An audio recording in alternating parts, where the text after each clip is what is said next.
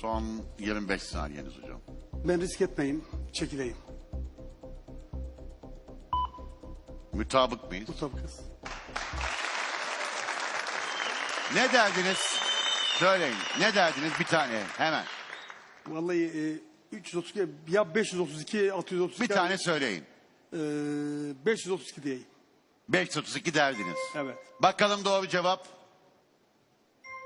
432'ymiş. Saydım 4. 50 bin lirayla dönecektiniz. 250 bin lirayla dönüyor hocamız. Çok teşekkür ederim. Tebrik ediyoruz.